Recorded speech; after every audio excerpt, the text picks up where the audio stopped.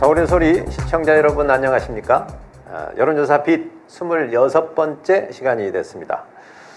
연일 지금 무더위가 계속되고 있습니다. 자, 그런데 지금 이 폭염 속에 이 삶의 터전을 잃은 우리 이제 수재민들 생각하면 참 마음이 아픕니다. 하루빨리 일상을 회복하고 다시 일어설 수 있기를 우리 서울의 소리가 응원하겠습니다.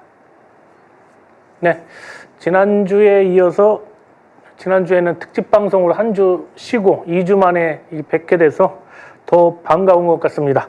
자, 아무튼 오늘도 여론조사 빛 힘차게 한번 달려보겠습니다.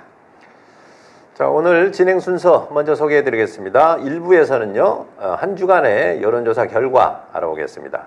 그리고 2부에서는 이슈 분석, 여론전략실에서 국회 윤리위원회 구성 등 몇 가지 이슈에 대해서 자세히 살펴보겠습니다. 네, 그리고 오늘도 방송 시간 동안 이 시청자 여러분 대상으로 간단한 설문조사 실시하겠습니다. 이 즉석 설문, 바로미터 조사 질문은 주식 양도세 대주주 기준 50억에서 10억 원으로 강화하는 방안에 대해서 어떻게 생각하십니까? 1번 찬성한다, 2번 반대한다 입니다. 자, 이 댓글에 이유도 설명해 주시면 제가 또 소개해 드리겠습니다. 자, 그럼 제1부 주간 여론조사 결과 함께 보시겠습니다.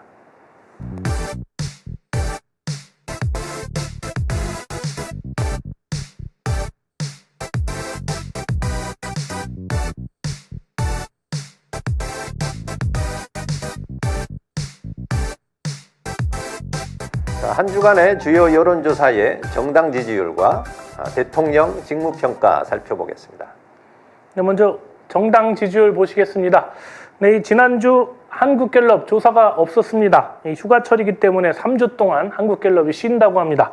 자, 휴가철에 여론조사 영향받는 거는 당연한 일이지만 그렇다고 이 정기 조사를 3주가량이나 쉬는 건 조금 아쉽습니다. 자, 이재명 대통령에 대한 지지도가 연일 이 기록을 갱신하고 있던 터라서 살짝 아쉽다는 생각이 더 듭니다. 자, 그래서 이번 주는 NBS 이 전국 지표조사 대신 반영해 봤습니다. 정당 지지율은 민주당 43%, 국민의힘 17%로 26%포인트 차이입니다. 지난주 한국갤럽이 27% 차이였었는데 비슷한 수준 보이고 있습니다. 자, 이념 성향 표집은 진보가 4.2%포인트 많았습니다. 지난주 한국갤럽은 진보가 4.3% 높았는데 거의 같다고 보시면 될 것 같습니다. 자, 이번 주 여론조사 꽃 전화 면접은 민주당 59.3, 국민의힘 20.5%입니다. 38.8% 차이로 역시 지난주와 비슷했습니다. 다만 진보 표집이 보수보다 9.5%나 많았습니다. 리얼미터는 민주당 50.8% 지난주와 똑같았고 국민의힘은 29.0%로 1.6% 소폭 상승했습니다. 이 같은 ARS 조사인 여론조사 꽃 자동응답 조사는 민주당 59.6, 2.1%포인트 하락했고요. 국민의힘은 24.8%로 지난주와 동일했습니다. 이 결과적으로는 격차가 2.1%포인트 줄었습니다. 평균을 내보면 진보 표집이 2%포인트 늘었음에도 이 민주당의 지지율이 1% 정도 하락했습니다. 이 보수층의 결집도가 약화되는 것도 있지만 민주당에 대한 지지가 하락하면서 지지율 상승세가 잠시 꺾인 듯한 모양새입니다. 이어서 이번 주 국정 지지도 어떻게 됐는지 이것도 같이 살펴보겠습니다. 이번 주 대통령 직무수행 평가, 먼저 MBS 조사는 긍정 64, 부정 22로 지난주 한국갤럽과 비교해서 부정평가가 1%포인트 낮게 조사됐습니다. 다만 이 국정지지도 설문조사가 두 조사가 다르기 때문에 단순 비교는 좀 어렵습니다. 리얼미터는 긍정 61.5%, 부정 33.0%로 지난주에 비해서 긍부정 격차는 약간 줄었습니다. 여론조사 꽃 전화면접과 ARS 역시 긍부정 격차 조금 줄었습니다. 두 조사 모두 진보 표집이 많아서 이 보수와 진보를 1대1로 가정한 이 NGI 지수를 살펴봐야 하는데 둘 다 격차는 2%포인트 줄었습니다. 이 국정 지지도 오차 범위 내에서 정당 지지율과 마찬가지로 약보합세를 보는 것으로 보면 맞는 것 같습니다. 예, 이어서 어제 발표한 뉴스토마토 여론조사 결과 살펴보겠습니다. 네.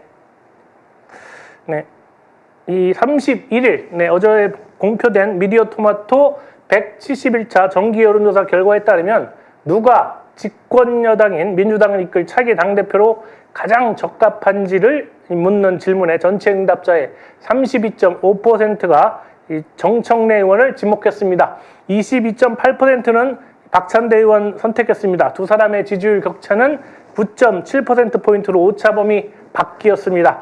지난주 12.9%포인트 차와 비교해서 격차가 좁혀지긴 했습니다. 민주당 지지층은 정청래 54.5%, 박찬대 35.4%로 이 과반의 지지를 받은 정 의원이 크게 앞섰습니다.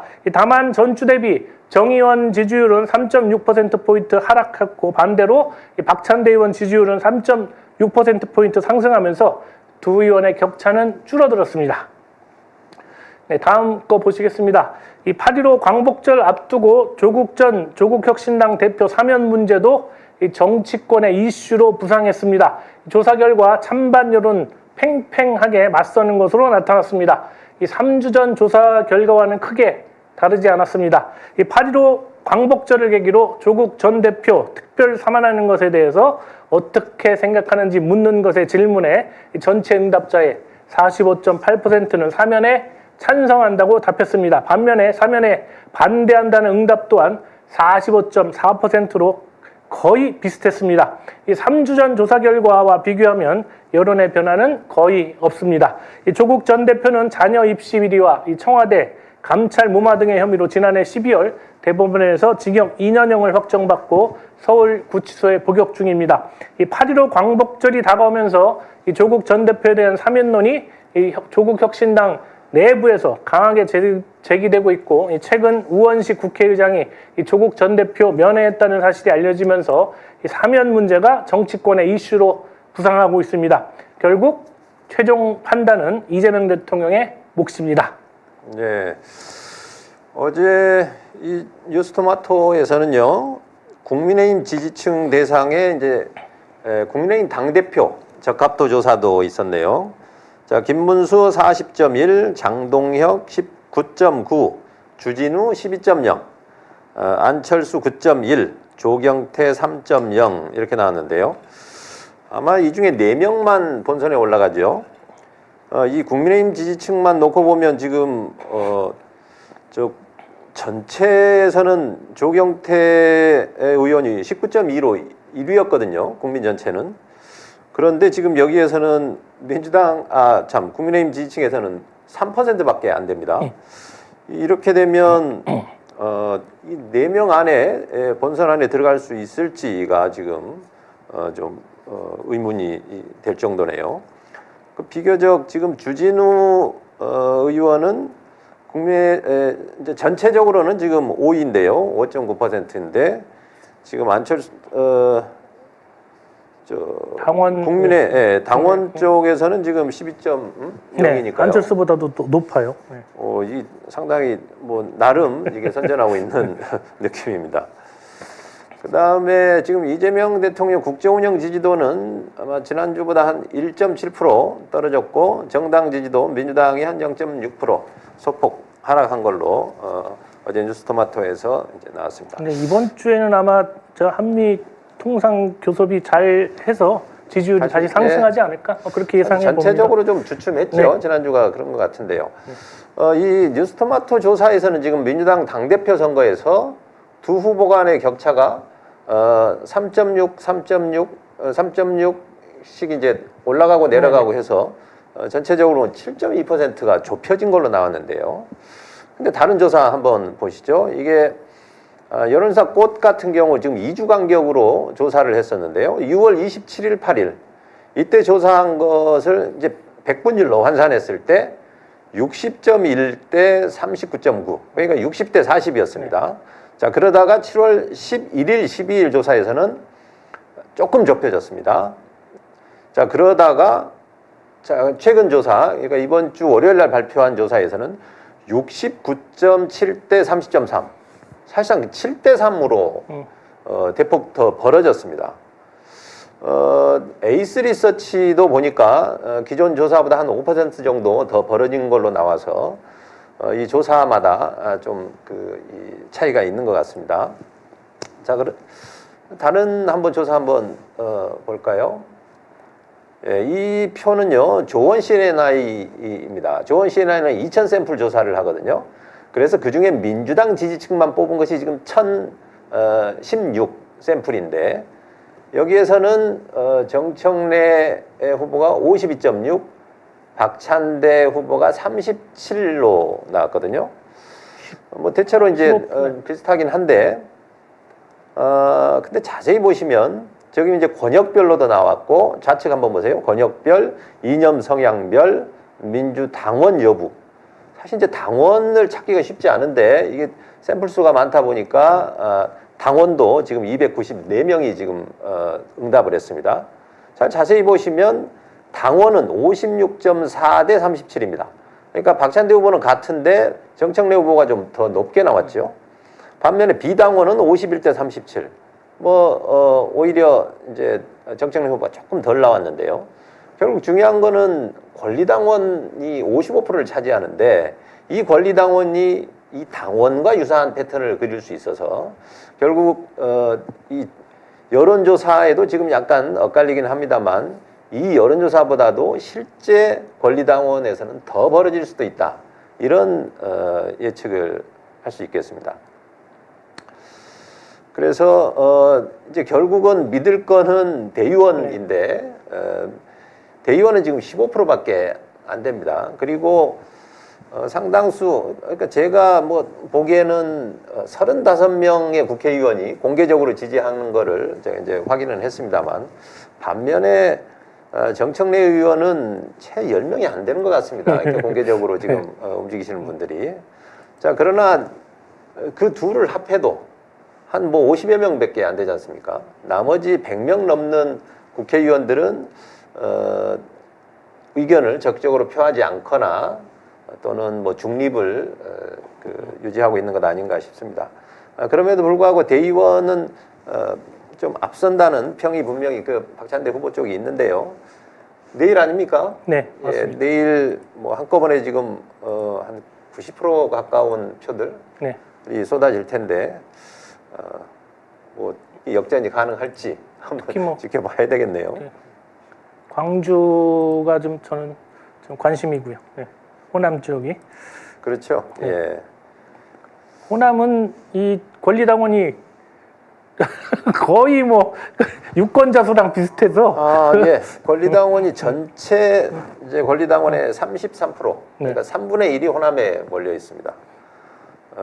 호남 결과가 제일 중요하겠죠. 네. 수도권은 전국과 비슷한 분포를 보이니까요. 내일 한번 결과 지켜보겠습니다. 네. 자, 그리고 조국 전 대표에 대한 사면이 찬반이 반반씩 나왔는데, 이게 예전에도 이제 특별 사면과 관련해서 조사한 게 있습니다. 제가 한번 찾아봤더니 이 이재용 삼성 부회장의 사면에 대해서 찬성이 69.9니까 거의 70% 정도고 반대는 27%였습니다. 반면 이명박 전 대통령 사면에 대해서는 찬성이 42, 반대가 54, 반대가 좀 많았죠. 같은 조사에서 김경수 전 경남지사에 대한 찬반도 물었는데 이 경우는 반대가 더 많았습니다. 자, 그럼에도 불구하고 다 사면 받았죠.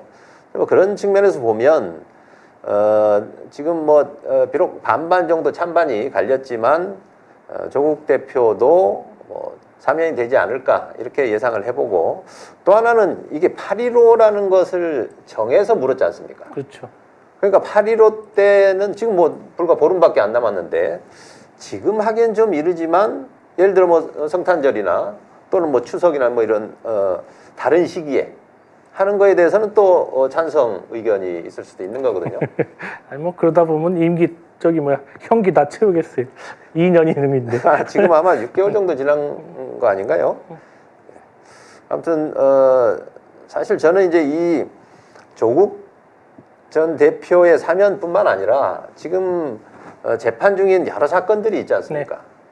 저는 이게 뭐 이른바 일제강점기처럼 이게 윤석열 강점기라고 봐도 좋을 이른바 사법 암흑기에 있었던 그런 많은 부당한 재판들에 대해서 이게 대통령의 사면권이 아니라 어떤 특별법을 제정을 해서 그 기간에 있었던 그 부당한 어떤 형사소추나 또는 재판에 대해서 네.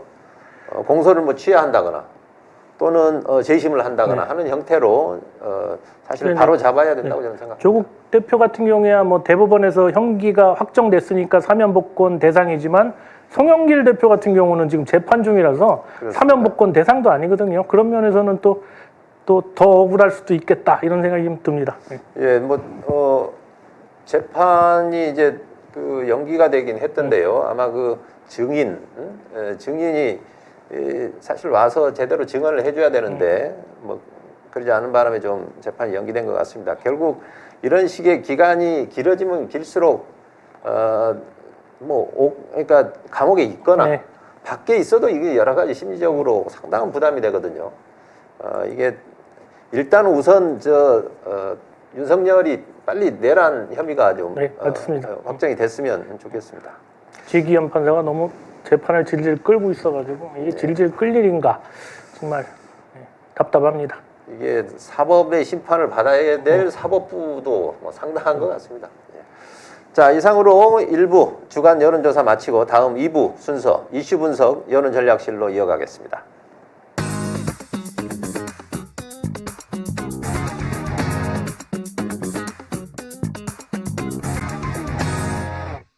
네, 2부 순서 첫 번째 이슈는요. 강선우 의원의 여가부 장관 후보 사퇴 건에 대해서 좀 살펴보려고 합니다. 지난주 강선우 의원이 이제 장관 후보자 인사청문회 이후 스스로 사퇴를 했죠.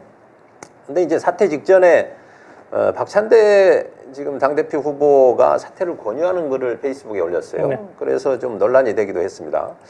근데 저는 이 강선우 의원이 정말 장관 후보를 사퇴하는 것이 맞았는지 거기에 대해서 좀 저는 좀 반대하는 입장입니다.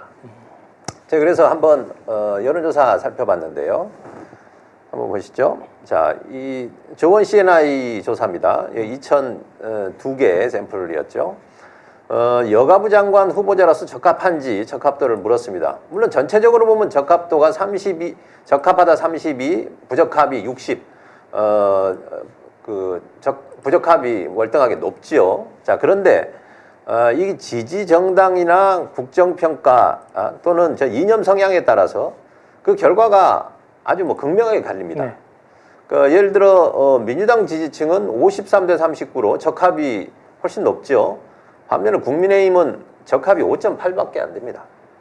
또 이념 성향에서 진보는 49대 43으로 적합하다가 높은 반면에 보수 같은 경우는 18%만 적합하다고 되어 있습니다. 저는 그래서 이제 국정평가 기준으로 저는 어떤 기준으로 하면 좋을지에 했을 때 국정평가를 기준으로 하면 좋겠다.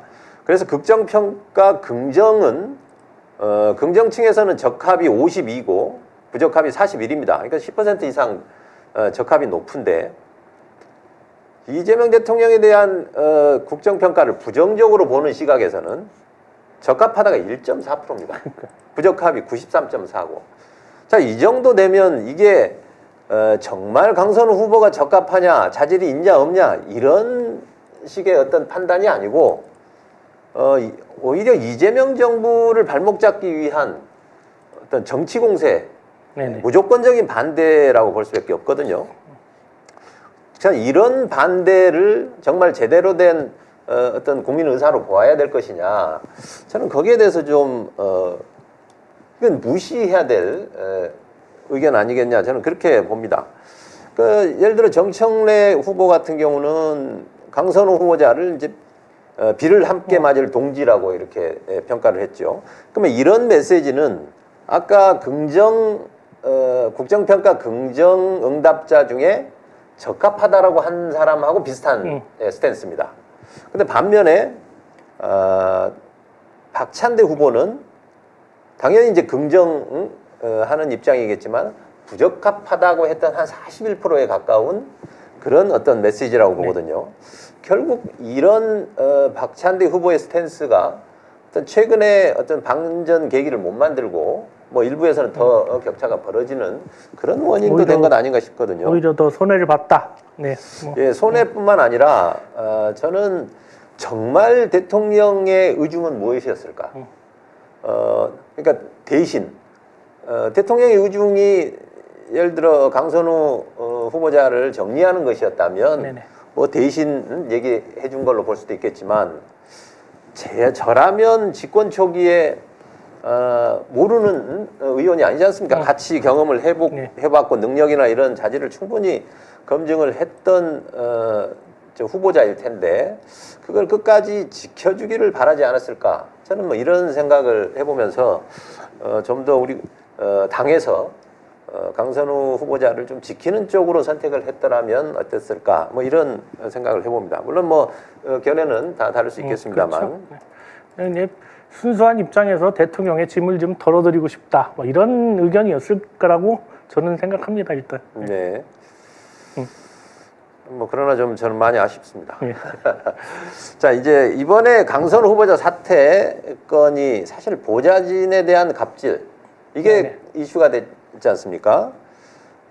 그래서 제가 좀 보좌진 저 역시 뭐 국회에서 보좌관으로 활동을 해본 이제 경험이 있는데 저도 잠깐 했었습니다. 예. 지금 이 보좌관 제도, 이 보좌진 국회 보좌진 제도도 좀 손볼 필요가 있지 않나 싶습니다. 뭐 지금 국회 보좌진은요 4급 보좌관이 2명이 있고 네. 예, 5급 보좌관을 선임 비서관이라고 합니다. 지금은 그래서 2명이 있고 6급, 7급, 8급, 9급 비서관이 있습니다. 예전에 이제 비서라고 부르다가 지금 그렇죠. 비서관으로 부르죠. 인턴이 또 2명 쓸 수 있죠. 예전에 2명이었는데 1명으로 줄었을 수 있습니다. 왜냐하면 8급이 신설되면서 그랬던 것 같은데 지금은 잘 모르겠습니다. 제 때는 그랬는데 그런 것 같습니다. 예.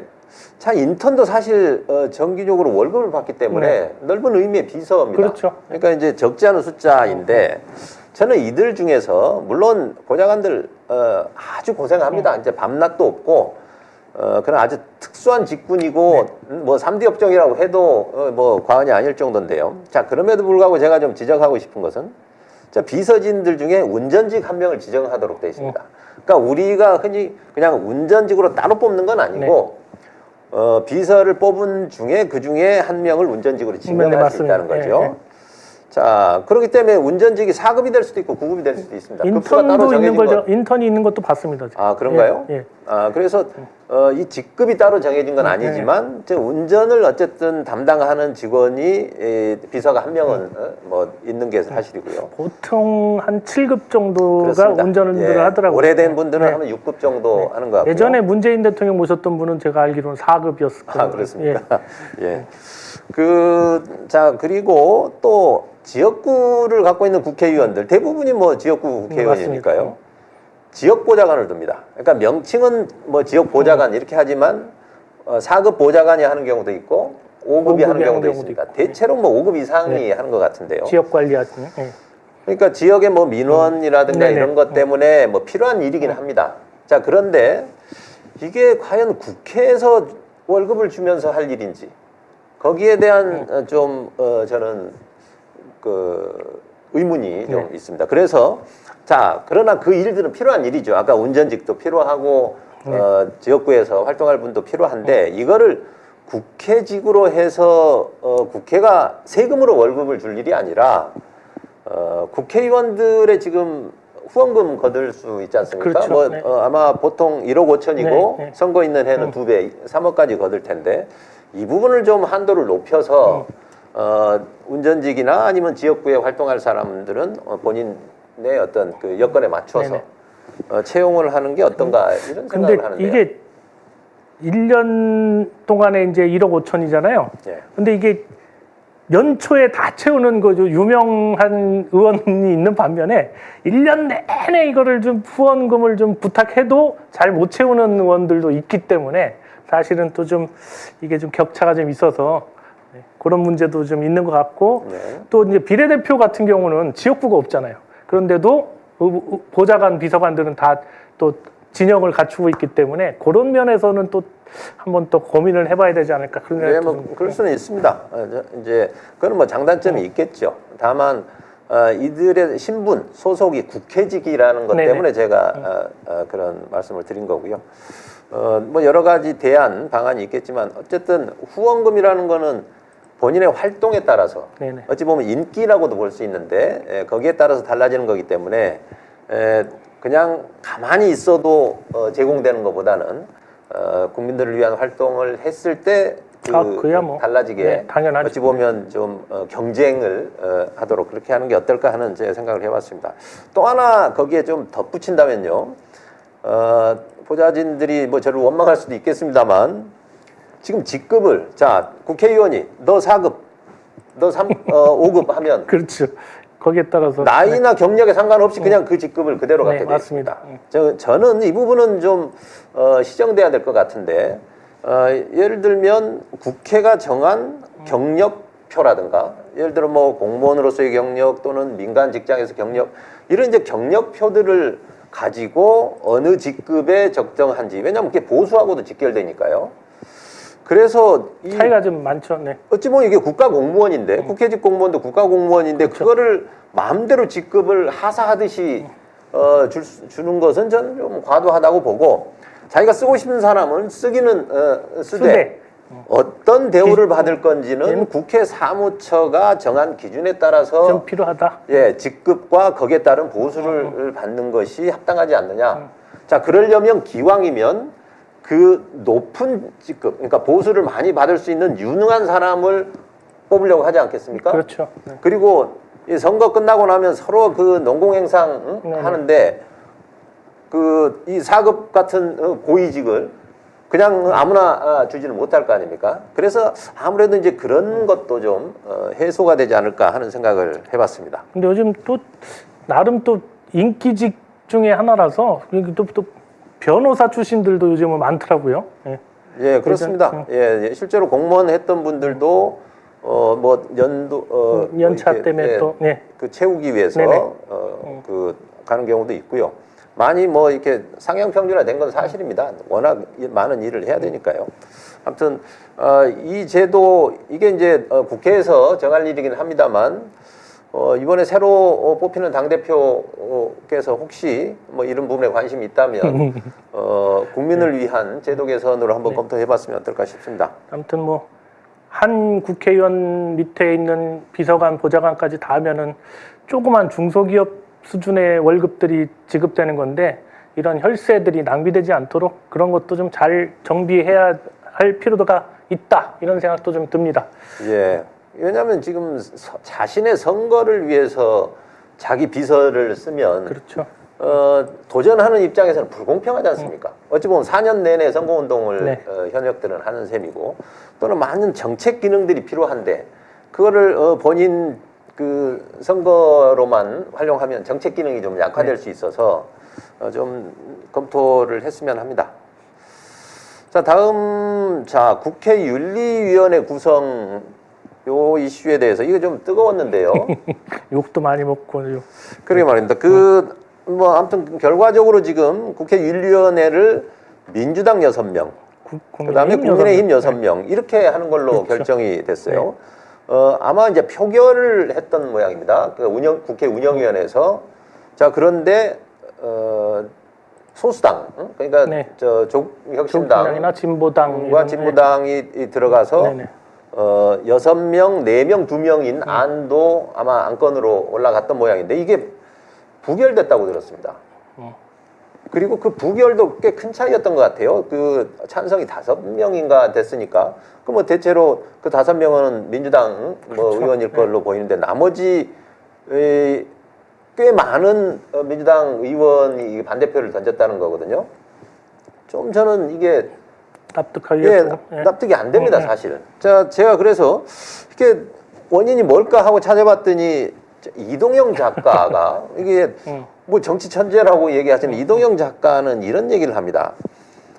조국 혁신당에서 강선우 의원에 대해서 비판적이었다는 거죠. 그러니까 갑질 아마 국회 그 보좌진 갑질에 대해서 이제 제재를 하고 뭐 해야 된다 한다, 이런 뭐 입장이었던 예. 것 같은데 그런데 지금 국민의힘에서 강선호 의원도 지금 윤리위에 제소한 상태니까 그렇죠.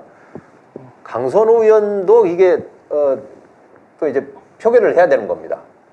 그런데 만약에 조국혁신당이나 그 소수당 쪽에서 강선호 의원에 대해서 좀 부당하다고 생각을 했기 때문에 징계해야 된다 이런 표결을 하면 네. 어떨까 이런 예, 걱정을 했다는 거죠. 네, 그렇죠. 그런 아주 고도의 수라고 표현하는데 네. 저는 거기에 지금 허점이 있습니다. 그 논리에는. 왜냐하면 민주당의 이 6석에서 2석을 내주는 게 아니지 않습니까? 그렇죠. 민주당은 그대로 6석이고 국민의힘이 4개가 되는 거 아닙니까? 자, 그러면 설령 저 소수당 둘이 저 강선호 의원 징계하자 이렇게 했더라도 아니 민주당 6명만 버티면 네. 6대6으로 부결되는 거 아닙니까? 근데 이제 들리는 얘기는 뭐냐면 예. 국민의힘이 6명이 다 징계하자 그러는데 민주당이 6명이 반대하면 안 되잖아요. 6대6이니까. 근데 국민의힘이 4명이고 진보당 하나, 뭐 조국혁신당 하나 들어갔는데 우군 같았던 이 야권 야당이 거기서 강선 의원을 징계하자 그랬을 때 그 난처 함의는 상당하다. 이렇게 해서 그걸 우려했다. 저는 이렇게 들었거든요. 예. 난처하다고요? 예. 그러니까 같은 여권이고 같은 그 진보 계열의 당인데 강선 의원을 징계하자고 나온다면 진보당이랑 조국혁신당이 민주당 입장에서는 상당히 난처한 입장에 처한다. 국민의힘 6명이 징계하자는 건 얼마든지 무시할 수 있는데 진보당과 조국혁신당이 징계를 하자고 했을 때는 난처하자는 입장에 처해서 난처하다 치더라도 그래도 6대6인 것이고 맞아요. 자 혹여 민주당에서 일부 반란표가 있어서 네. 징계하기로 됐다고 칩시다. 본회의로 가면 그건 당연히 부결될 그렇죠. 거 아닙니까? 네.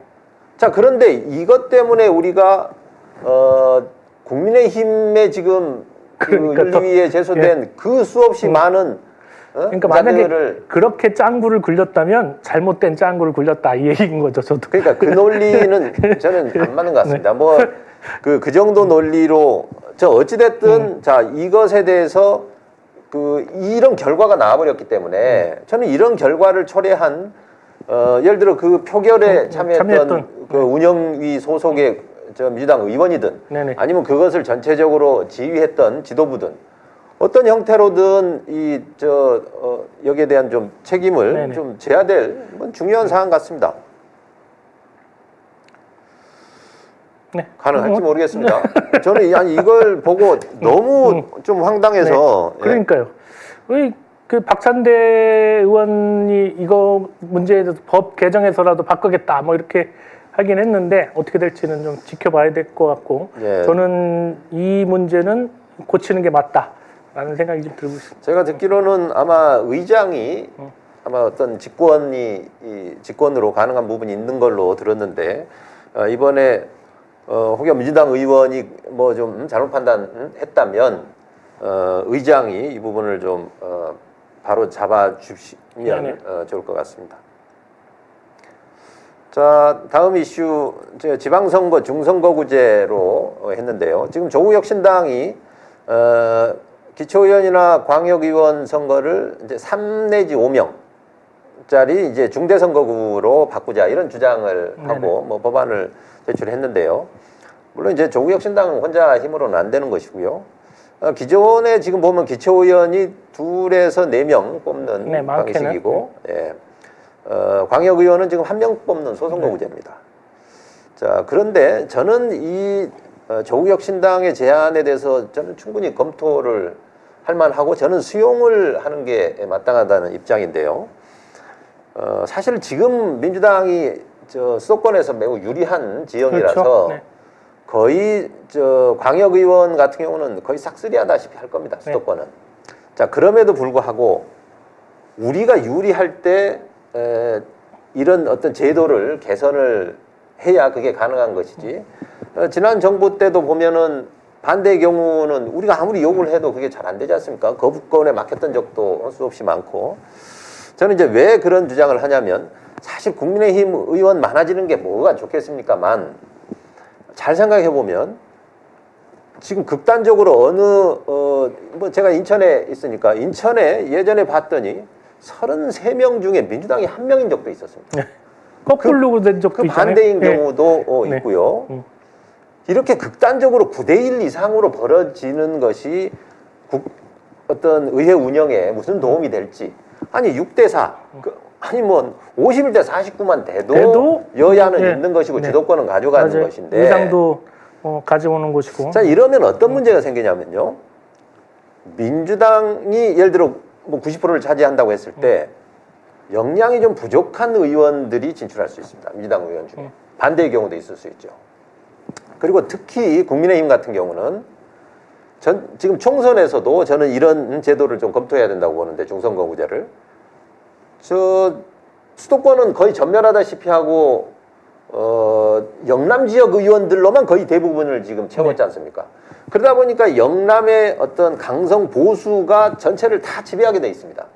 그러니까 수도권에 몇 안 되는 의원들은 수도권 표심을 의식해서 얘기를 해도 소수로 묻히고 말거든요. 저는 이게 좀 바뀌어야 된다고 보는 거죠. 그러니까 우리 의석이 일부 줄기는 하겠죠. 수도권에서. 자, 반면에 우리는 영남 진출의 기회가 또 생깁니다.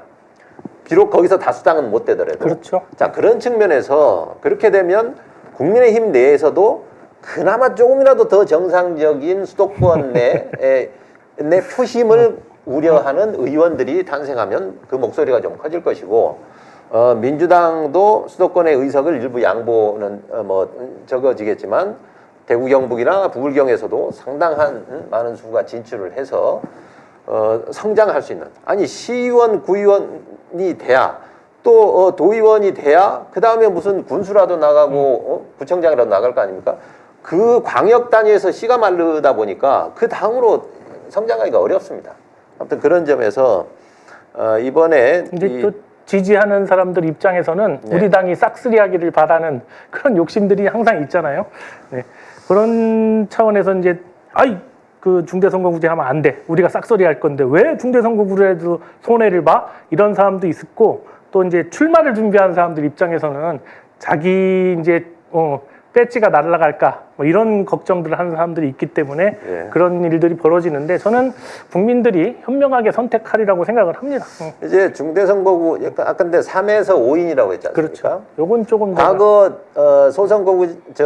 중선거구제 2인 선거구제 같으면 민주당 하나 국민의힘 하나 이렇게 되는 경우가 태반이었습니다만 그렇죠. 3인에서 5인일 경우 3인이면 아마 국민의힘이 2석을 가져가는 일은 드물 거고 4인이어도 소수당 하나 정도가 들어와서 그렇죠. 그러니까 민주당 둘 진보당이라든지 조국혁신당이라든지 그렇죠. 하나 그리고 네. 한 석 정도가 국민의힘 네네 5석이어도 최소한 3석은 진보 진영이 가져올 것이라서 전국 어느 지역이든 대부분 네. 민주당 우세가 유지될 거고 대구 경북이나 부울경에서는 네. 뭐 저희가 뭐 민주당도 절반까지는 안 이제, 되지만 대개 한 3분의 1 수준까지 지방의회에 진출할 지방의회 수- 진출 네. 가능성이 있다 이렇게 봅니다. 그렇게 생각하면 저는 얼마든지 지금 이 문제에 대해서는 뭐 가치가 있다 이런 생각이 좀 합니다. 예. 좀 이 부분도 새로 뽑히실 당대표께서 좀 전향적으로 검토해 주시길 중대선거구제는 부탁드립니다. 민주주의의 발전을 위해서도 꼭 시행해야 한다고 생각합니다. 예. 예.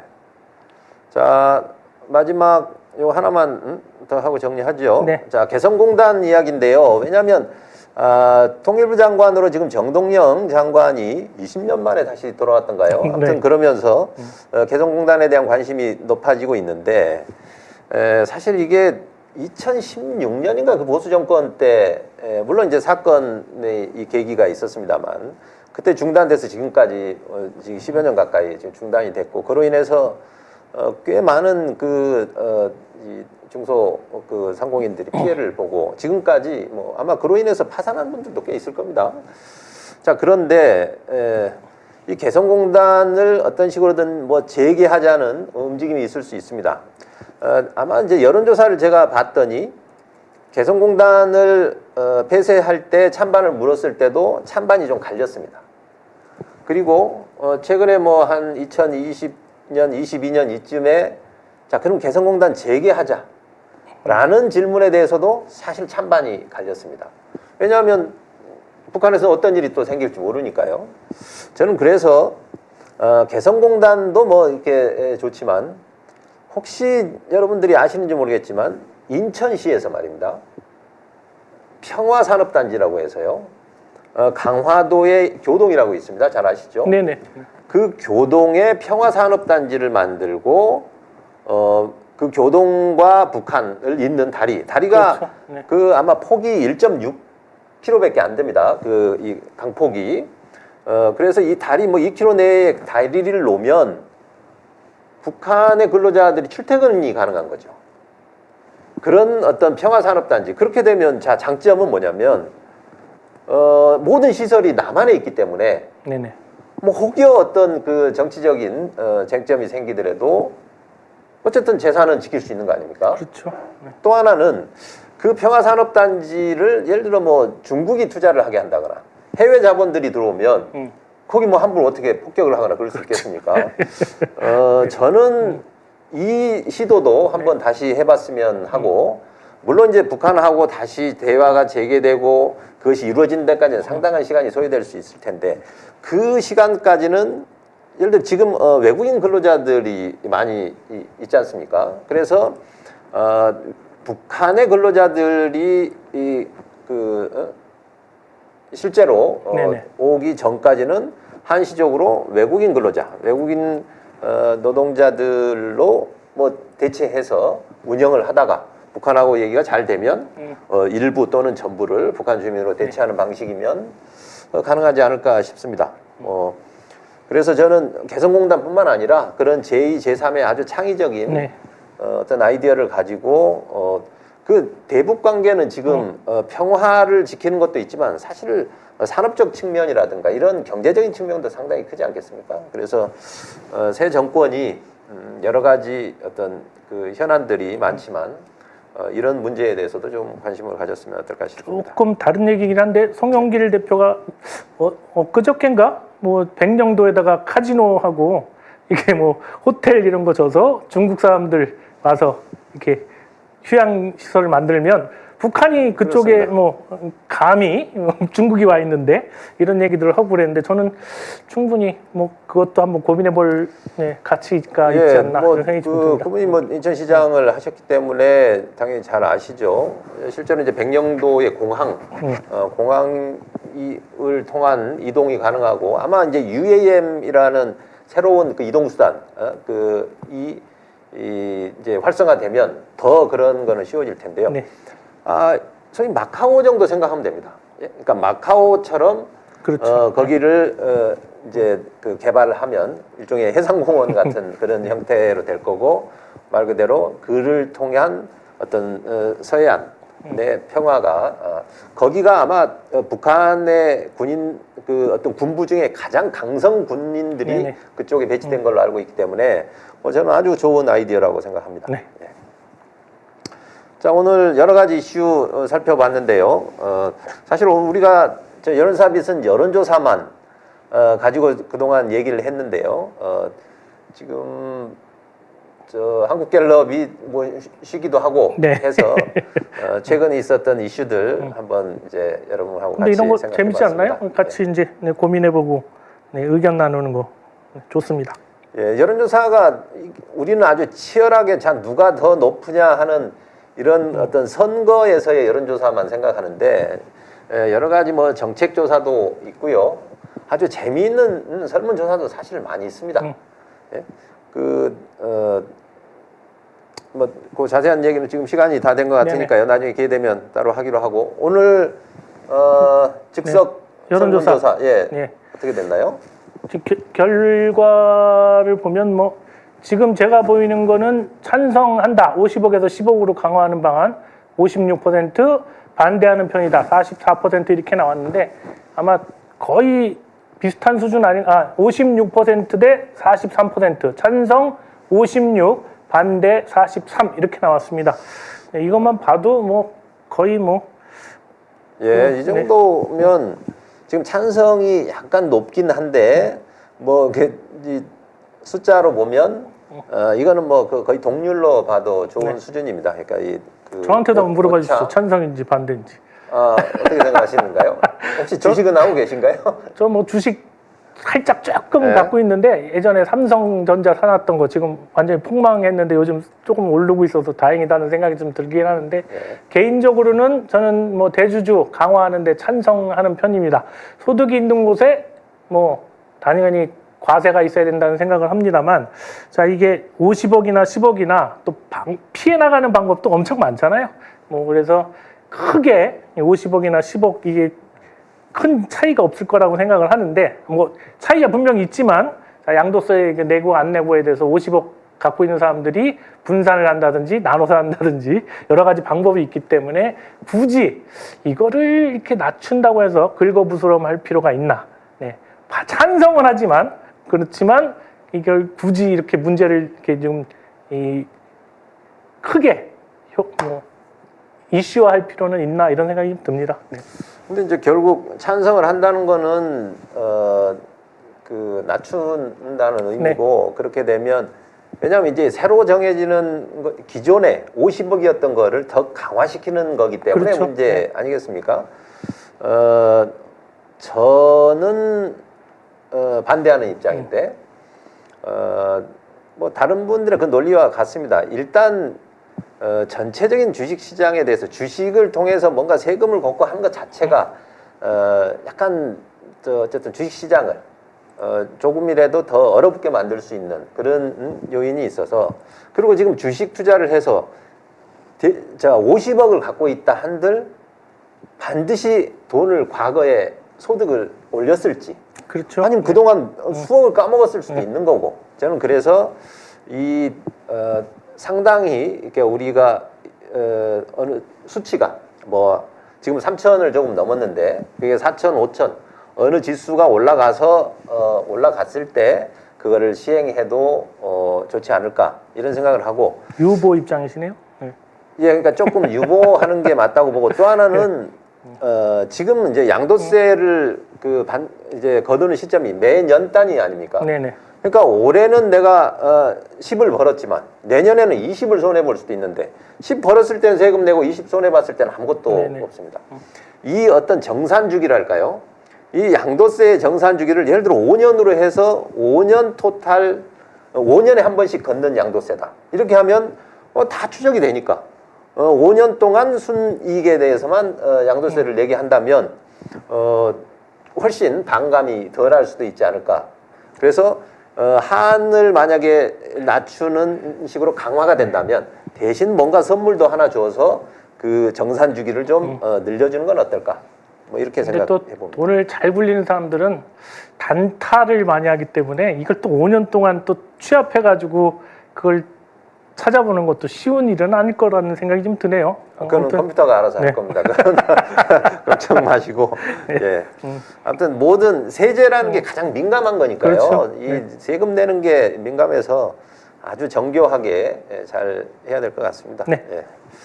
자, 오늘 지금 12시가 됐네요. 예. 오늘 오늘 어땠습니까? 좀 분위기가 달랐죠? 네, 점심 시간입니다. 네. 네. 자, 아무튼 뭐 제가 마무리 인사 네. 먼저 할까요? 그러시죠. 네. 예. 요즘 하루가 다르게 불볕 더위 이어지고 있습니다. 다 시청자 여러분 폭염에 건강 꼭 주의하시고요. 그리고 또 오늘부터 전 국민의 절반 정도는 휴가를 간다는 이 딱 휴가 최절정기 시즌이라고 합니다. 자, 휴가처에서도 안전사고 유의하시길 바랍니다.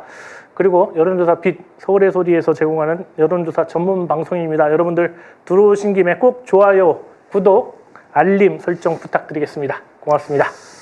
네, 그동안 뭐 저희가 이 방송에서도 여러 차례 이 중계 방송 하듯이 민주당 당대표 선거에 대해서 많은 말씀을 드렸습니다.